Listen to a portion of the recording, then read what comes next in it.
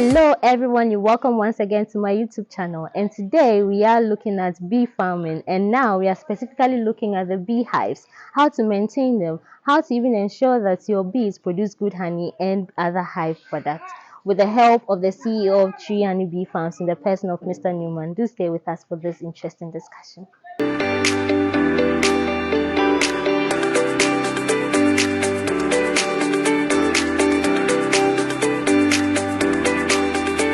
Mr. Newman, you're welcome to Agri-connect. Thank you. You're welcome. Thank you. All right. So, can you take us to the different types of hives available for bees? Yeah, we have different type of hives. Okay. We have the Kenya tuber hive. Oh. That one, you see that the side is V, 45 degrees. The Kenyans realize no matter the combs, when the hive is cut that way, they will never touch the combs to the wall, and it's true. But Dr. Edu too says from Sopon, he says the Sopon improve hive. That angle that have been cut is about 1 bottle of honey. And so why not to do it straight so we get more honey? And so I have also come to realize the size of the hive is not attracting our bees these days. They are also wise now. Oh. Yes. And so I've reduced the Sopon to this size. This is about 30 centimeters, about 2 feet by 1. I realized within 6 months they're able to finish this type of hive. Well, when you build the standard one, that is about 2.5 feet, they are not able to finish because of the environmental challenges we're having now. You know, we have spraying of the down flora, and the big trees are being sprayed, and so the bees are not getting adequate nectar to produce more honey.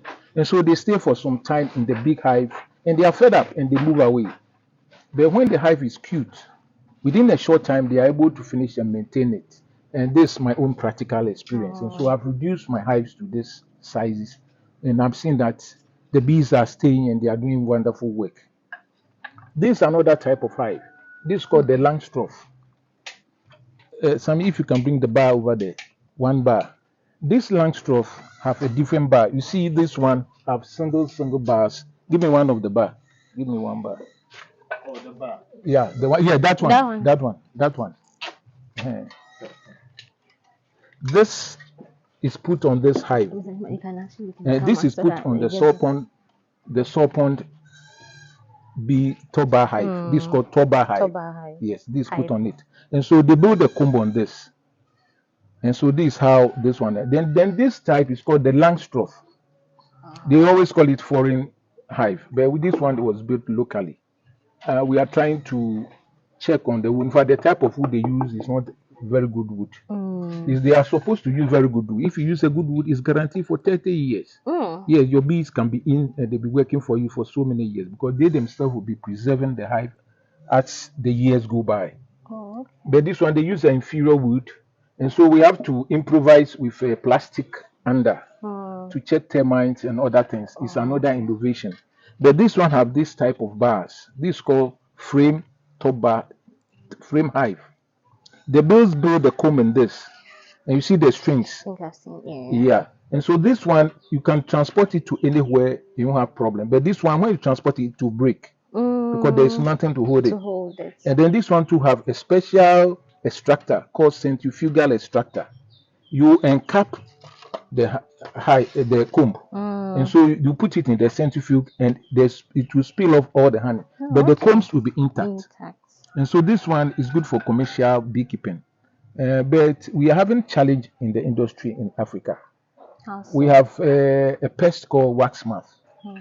In fact, this one you can put about 2 or 3 bars hives on it, and they will finish and they will move to the next one, do another one, and it's very good for commercial beekeeping. But what the wax moth does is, when it have chance, it goes up and start feeding on the combs, and virtually you repel down, and then you stack them. So we're having challenge with these hives.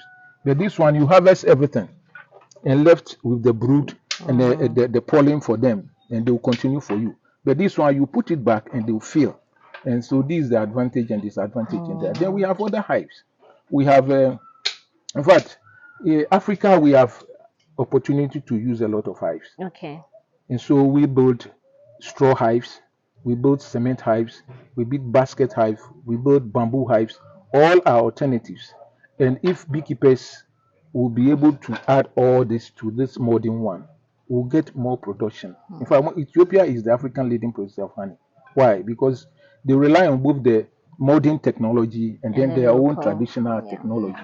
And if we inculcate that, I think it will help us a lot. So anybody want to start and so having money to invest, this is one is about 320 Ghana cedis. We'll bait it for you. That's what they are doing. They are doing the baiting. We when you buy hives from us, we bait before we give it to you. And so when you go, you just put it down. Okay. If you don't do that and you build your own hive, you have to come and buy the wax, and the kilo is 80 Ghana before you apply it, and it's another cost. You But just we mentioned baiting, so let's take it like the person has no idea on what the baiting is. So yeah. can you Uh, explain it, break it down? what is that? People ask, how do we conjure the bees into the hives? You have to bait. The bait is trying to get something that is from the bees into the box. And so when they hear the scent, they feel they are part of that box, and then it will attract them to come. And that's what exactly they are doing.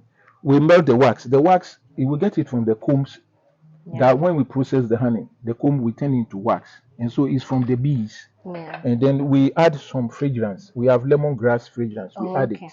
In fact, it makes it more attractive because the fragrance, the scent of the fragrance is just like the scent of the bee queen. Oh, The okay. queen is called pheromone. And so we apply it to the bar.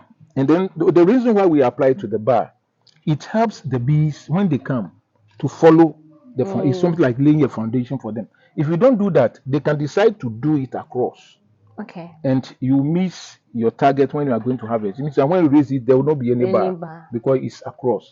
But when you lay the foundation for them, when they come, they continue, and it helps you, the farmer.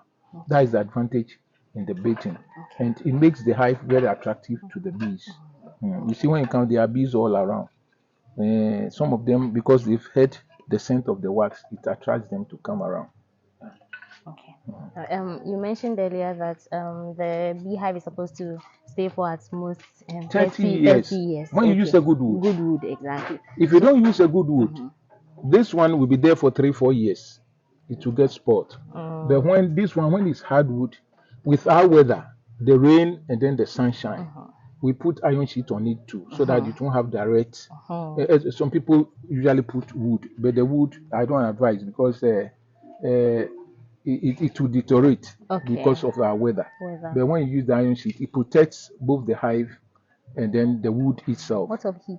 The Iron sheet. The heat bit of it. The heat, you don't have to put it on the sun. It should be a little shade. That's why we put it under the shade, so that at least it won't have direct sunshine. Because if there is direct sunshine, it affects production. What happens is that instead of them going for nectar, they'll go for water to cool the hive, and the production will be very low. Very low. So if you use a very good, this is a very good wood, Cinderella, some are hardwoods, we use them, and it's there for a longer time. And your investment, within 1 or 2 years, you get your investment, and all the rest will be your profit. Okay. So you mentioned that some of the conditions for maintaining the hives as the weather, as well as good wood. What are some of the other conditions that one should bear in mind? And you shouldn't put it on direct sunshine. Yeah, you mentioned that's the weather bit. Way to get it. That it should be a shade. If there's no tree, we can put up a small shade and put them under the shade. It also helps in the honey production. And then the hive maintenance. At times the bees will be there. African bees are very, very, very, very sensitive. Any small thing that happens, they will abscond. It's fine. They will abscond, and then when they abscond, you have to maintain the hive. You have to go remove the old combs, brush it nicely, and then reset it for another swarm to come. If you leave it, the wax moth will come, feed on the combs, and then there will be something like a death. And so when a new colony comes, instead of them starting work, they have to remove all the death by themselves. And it takes about 1 to 2 weeks. That 1 to 2 weeks, they would have built the one bar of comb. Instead of them building bar, they will be removing. And so the cleaning is very important as a beekeeper. You have to clean your hive. And then visit your hive once a while and check whether the bees are still working. If they've gone, then you maintain it, and that makes you a very good beekeeper, and your practices work. Okay, so I can tell that you are keeping your hives in a residential area, and this can also be a challenge because the Yes, bees can be rowdy.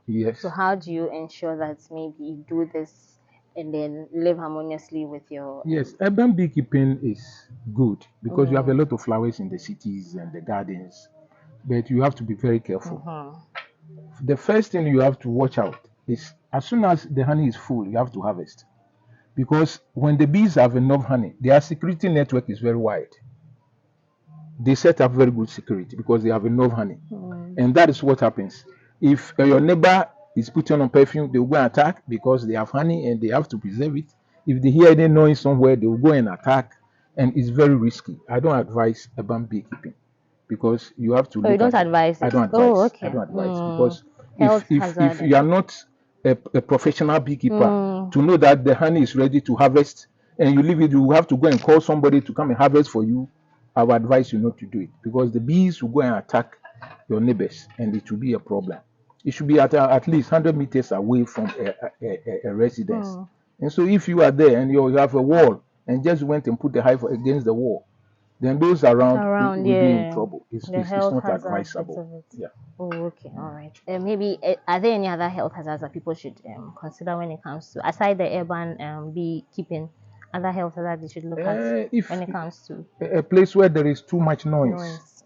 you have a male, uh, even when it's closer to your apiary is closer to a road, it should be 100 meters away. Your hive should be 100 meters away Away from from the the road.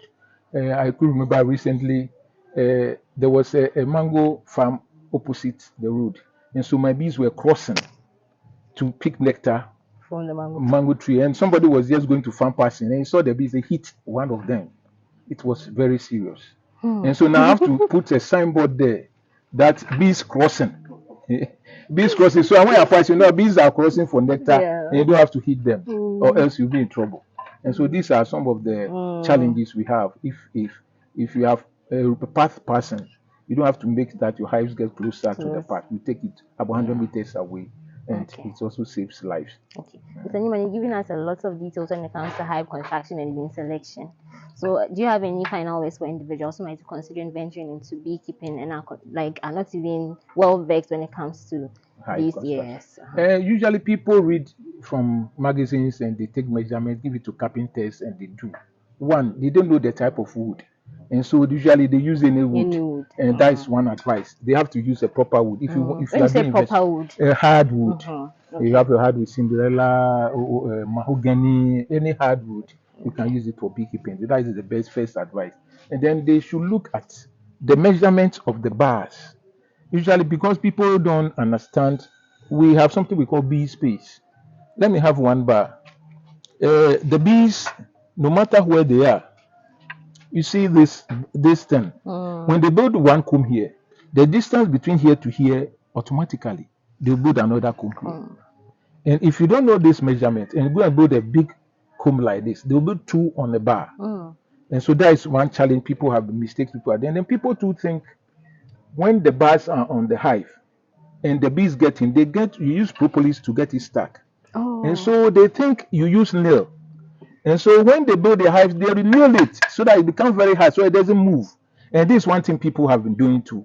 It's a mistake. When you nail it, when you're going to harvest, how can you lift a bar? And so you have to learn. In fact, I advise that before you venture into anything, get closer to an expert and learn from the expert. And then when you practice, you benefit. But if you read it and people give you estimates, you see it on TV, they tell you when you build one bar, you get 2 gallons, this gallon. Practically, it's not working like that. You have to get closer and then they will teach you what to do. this brings us to the end of this discussion on beehives with the CEO of Tree and Bee Farms. I hope this has been helpful and stay tuned for more agri content on Agri-connect.